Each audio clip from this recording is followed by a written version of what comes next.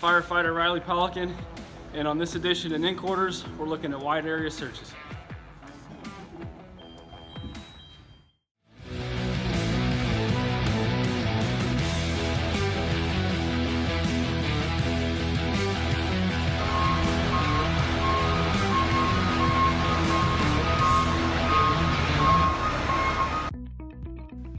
The Whitestown Fire Department covers some big buildings, quite a few big buildings.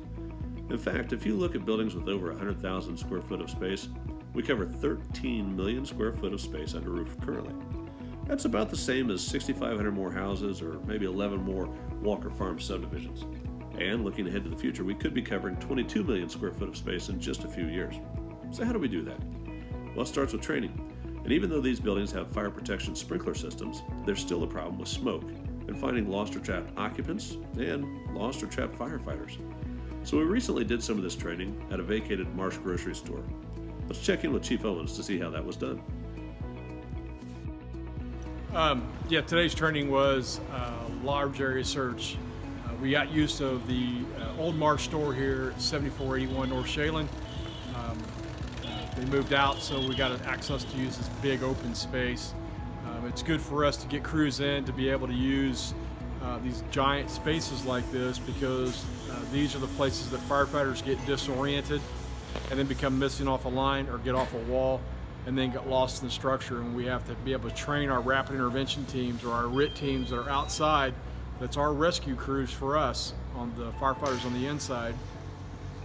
And so it's good to have your RIT team come in and work in a big space like this. Builds communication, teamwork, crew integrity, and just the skills that we need to be able to get into a big structure like this and do an effective search to make sure we can locate a lost firefighter. Now, the second thing we're concerned with is fire protection. We need to make sure that these buildings have the best state-of-the-art protection systems in place. And for that, we turn to our fire marshal, Steve Milstead.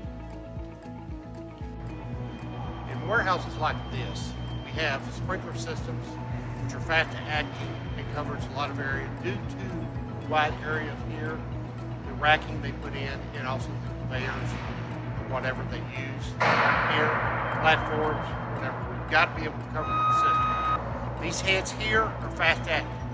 They cover a wide area. They put out a lot of water. We make sure that they're annually tested. We have a company comes in, tags them, make sure they're working. We also have fire extinguishers placed throughout the system.